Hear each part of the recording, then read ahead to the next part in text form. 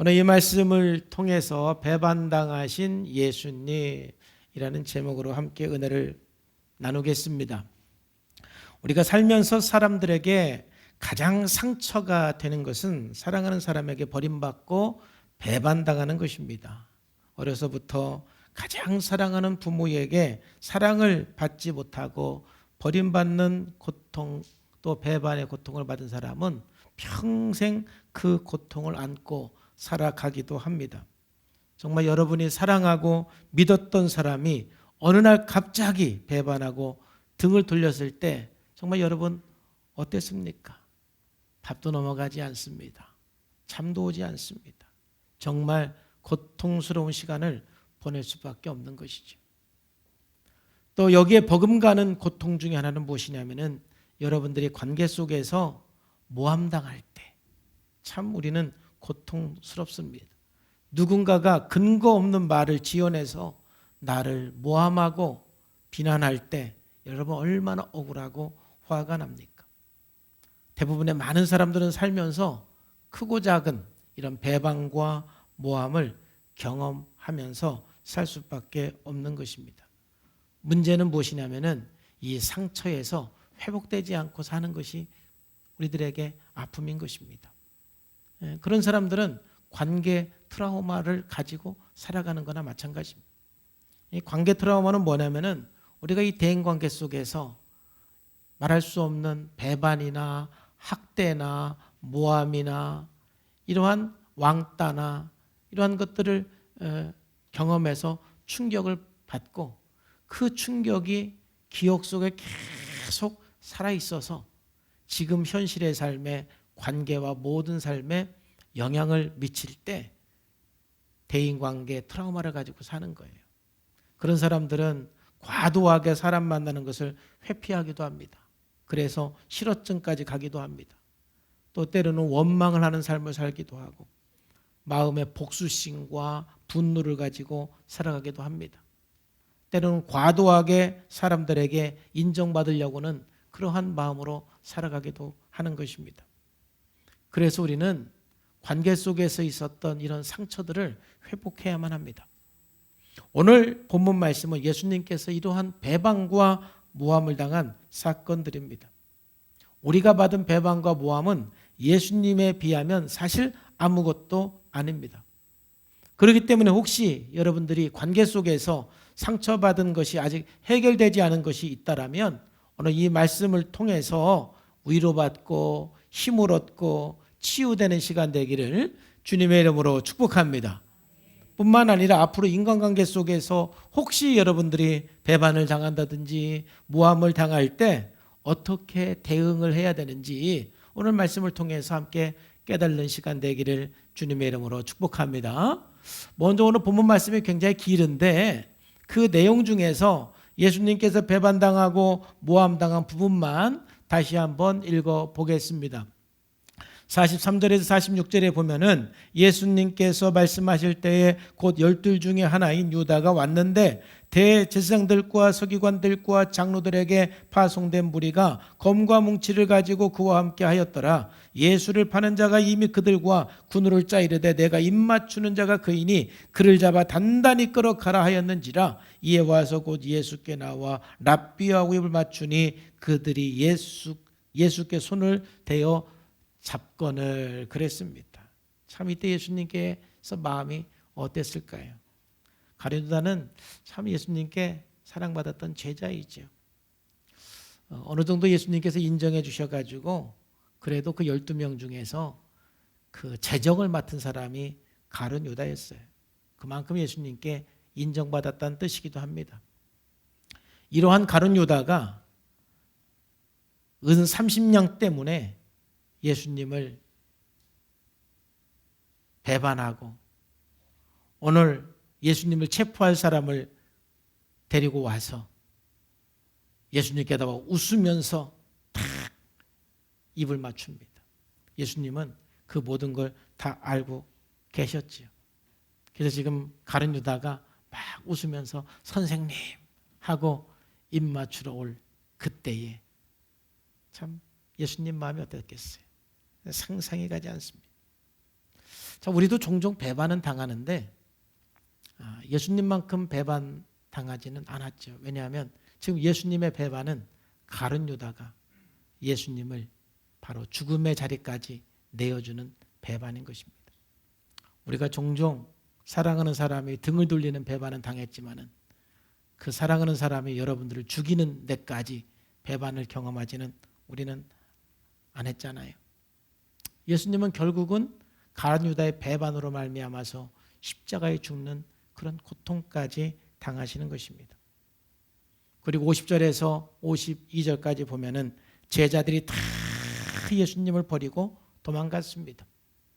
그리고 또 51절에 한 이야기가 나오는데 한 청년이 벗은 몸에 배 혼니부를 두르고 예수님을 따라가다가 무리에게 잡힘에 그 배 혼니부를 버리고 벗은 몸으로 도망갔다. 사실 이 내용은 기록 안 해도 되는 이야기인데 기록을 했어요. 그래서 많은 학자들은 이것은 마가의 자기 고백이라는 것입니다. 근데 제가 생각해도 자기 이야기가 아니면 굳이 이 이야기를 쓸 필요가 없잖아요. 자기가 그렇게 한 거예요. 참 부끄러운 자기의 삶을 고백한 것이죠. 제자들은 전부 이렇게 예수님을 버리고 도망갔습니다. 여러분, 우리가 가장 힘들 때가 언제입니까? 내가 힘들은데 내 편이 아무도 없을 때, 좀 내 편이 한 사람이라도 있으면 그래도 그 고통을 이겨나갈 수가 있는데 내가 지금 사람들에게 모함당하고 배반당하고 있는데 내 편이 하나도 없는 거예요. 정말 내가 고난당하고 있는데 여러분이 믿었던 사람들이 침묵하고 있고 여러분들이 믿었던 사람들이 모른 척하고 그렇게 무관심하게 있을 때 여러분 얼마나 참 힘이 들고 참 억울하고 눈물이 납니까? 의외로 내가 힘들 때요, 적극적으로 내 편이 되어주는 사람도 있지만은 대다수의 사람들은 침묵하고 있는 것을 보게 되는 것입니다. 오늘 예수님께서 그걸 경험하는 거예요. 예수님 고통당할 때 예수님을 사랑하는 그 제자들이 한 사람도 예수님 편이 되어주지 않고 다 뿔뿔이 흩어지고 도망갔습니다. 그리고 55절부터 보면 이제는 예수님께서 모함당하는 것을 보게 됩니다. 대지상들과 온 공회가 예수를 죽이려고 그를 칠 증거를 찾되 얻지 못하나 이는 예수를 쳐서 거짓 증언하는 자가 많으나 그 증인이 서로 일치하지 못함이니라. 어떤 사람들이 일어나 예수를 쳐서 거짓 증언하여 이르되 우리가 그의 말을 들으나 손으로 지은 이 성전을 내가 헐고 손으로 짓지 아니한 다른 성전을 사흘 동안 지으리라 하더라. 지금 사람들은 아무 죄가 없는 그 예수님에게 죄를 만들어서 예수님을 죽이는 것입니다. 사형할 죄를 만들어서. 그러니까 어쩌면 지금 예수님께서 재판을 받는 것은 죄가 있어서 재판을 받는 것이 아니라 죄를 만들기 위해서 재판을 받는 것입니다. 그래서 거짓 증인들을 세웠습니다. 이 거짓 증인들이 서로 예수님께서 이런 죄가 있었다고 증언을 하는데 그게 일치도 되지 않습니다. 여러분이 이런 일을 당하고 있을 때 얼마나 억울하고 힘이 듭니까? 여러분은 아무 잘못이 없어요. 아무 죄를 진 적도 없어요. 그런데 그냥 죄를 만들어서 죄가 있다라고 소문내고 다니고 그게 사실인 것처럼 말하고 다니고 그래서 주변에 있는 모든 사람이 내가 그런 사람인 것처럼 그렇게 바라보고 평가할 때 여러분 얼마나 힘이 들고 억울합니까? 지금 예수님께서 그런 일을 당하고 있어요. 사람들은 거짓 증인들을 통해서 죄 없는 예수님에게 죄를 만들어서 신문하고 사형죄를 만들었던 것입니다.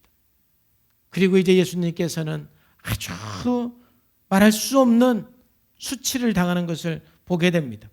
63절에 3절에 5절에 보면은 대제사장이 자기 옷을 찢으며 이르되 우리가 어찌 더 증인을 요구하리요? 그 신성모독하는 말을 너희가 들었도다. 너희는 어떻게 생각하느냐 하니 그들이 다 예수를 사형에 해당한 자로 정죄하고 어떤 사람은 그에게 침을 뱉으며 그의 얼굴을 가리고 주먹으로 치며 이르되 선지자 노릇하라 하고 하인들은 손바닥으로 치더라 그랬습니다. 예수님은 정말 말할 수 없는 수치를 당합니다. 사람들에게 죄가 없는데 정죄를 당했습니다.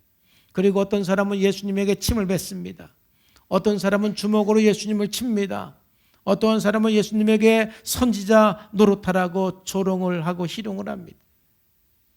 여러분, 예수님께서는 이렇게 가룟 유다에게 배반당하시고 제자들에게 버림받고 유대인들에게 모함받고 수치를 당하면서 결국 무고하게 십자가에 사형당하셨습니다.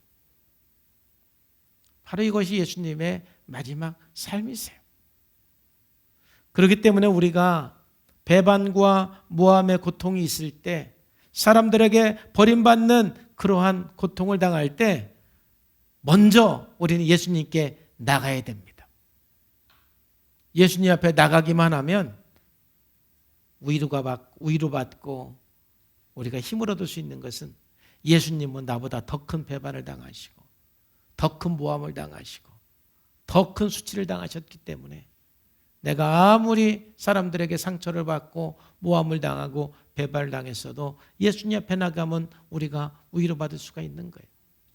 그래서 히브리서 4장 15절 16절 말씀에는 우리에게 있는 대제사장은 우리의 연약함을 동정하지 못하실 리가 아니요 모든 일에 우리와 똑같이 시험을 받으신 이루시되 죄는 없으시니라. 그러므로 우리는 긍휼하심을 따라 때를 따라 돕는 은혜를 얻기 위하여 은혜의 보좌 앞에 담대히 나갈지어다.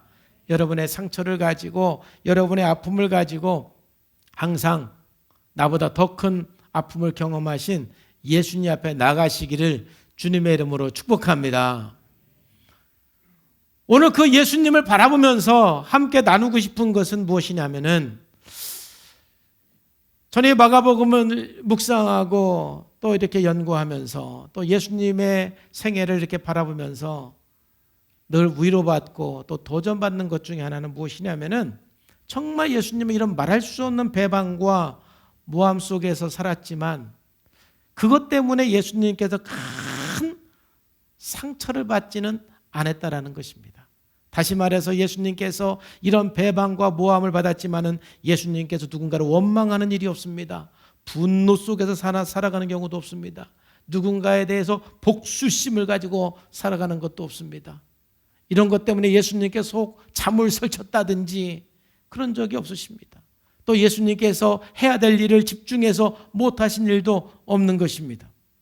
수많은 배반과 아픔을 경험하셨지만 그것이 예수님의 마음에 큰 상처가 되지는 않았던 것입니다. 저는 오늘 예수님을 통해서 그것을 우리가 배웠으면 좋겠습니다. 우리는 어쩔 수 없이 이 세상에 사는 동안 사람들에게 때로는 배반이나 모함을 당할 수가 있습니다. 상처를 당할 수가 있습니다. 아픔을 경험할 수가 있습니다. 그런데 그것이 여러분들에게 큰 상처가 되지 않기를 주님의 이름으로 축복합니다. 혹 여러분을 찌르는 사람이 있다 할지라도 여러분이 찔리지 않으면 되는 것입니다. 여러분, 어떻게 하면 내가 좀 상처를 덜 받고 찔리지 않을 수가 있을까요? 오늘 예수님의 삶을 통해서 우리가 알 수 있는데, 첫째는 사람에 대한 이상화를 좀 내려놓으셔야 됩니다. 상처가 많은 사람일수록 사람을 이상화하는 경향이 있습니다.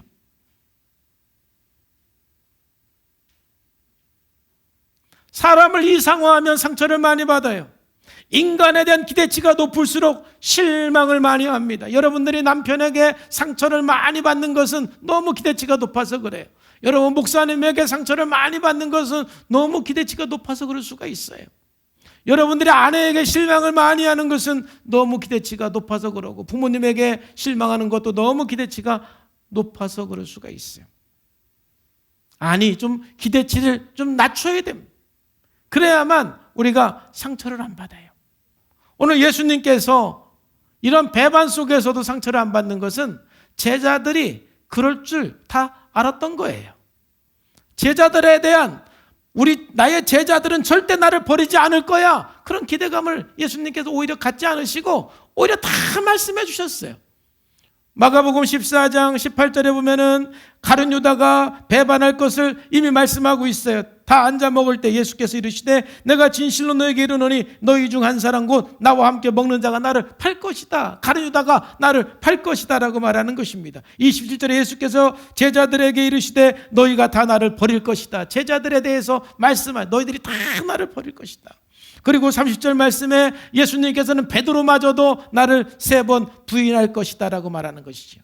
만약에 예수님께서 제자들에 대해서 기대치가 높고 이상화했다라면 내가 3년 동안이나 가르쳤는데 내가 3년 동안이나 함께 했는데 다른 사람은 다 나를 모함하고 배반해도 나의 12제자만큼은 나를 배반하지 않을 거야, 나를 버리지 않을 거야, 이러한 기대감을 가졌다라면 아마 예수님께서는 제자들에게 말할 수 없는 상처를 받았을 거예요.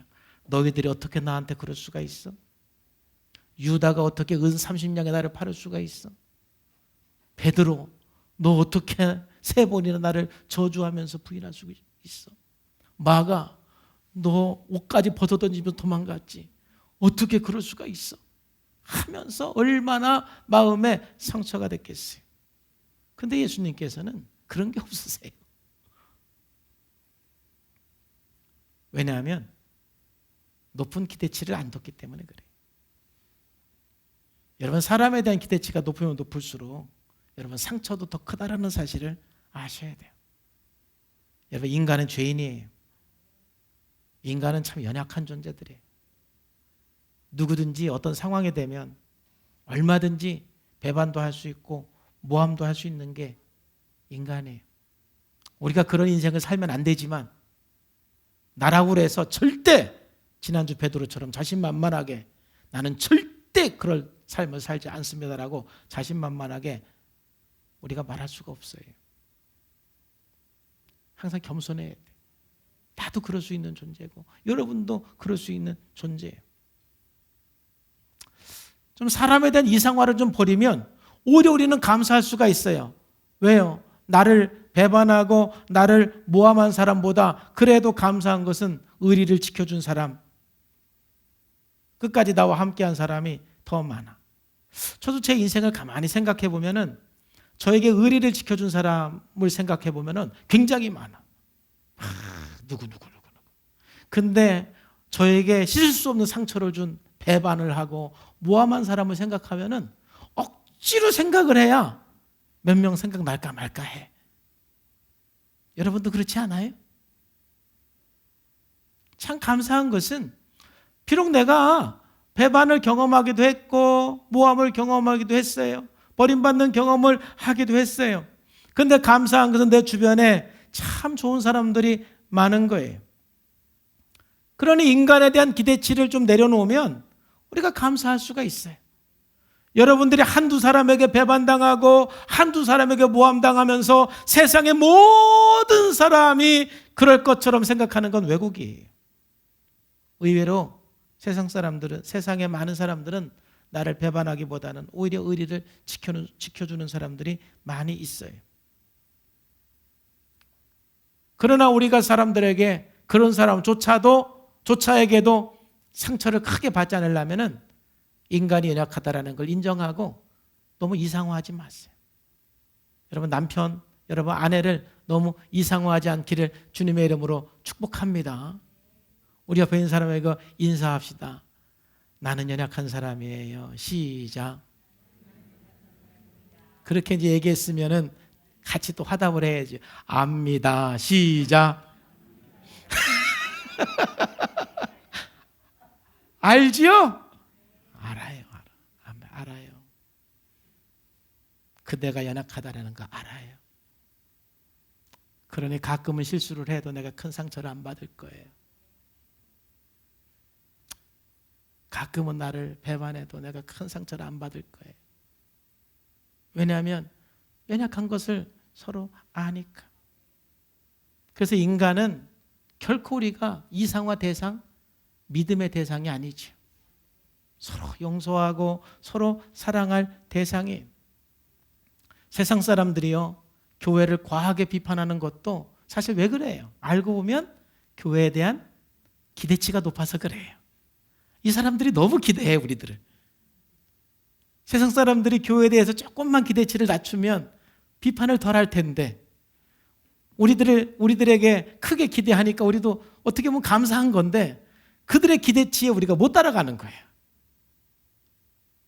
그러니까 자꾸 실망하는 거예요. 그리고 욕하는 거예요.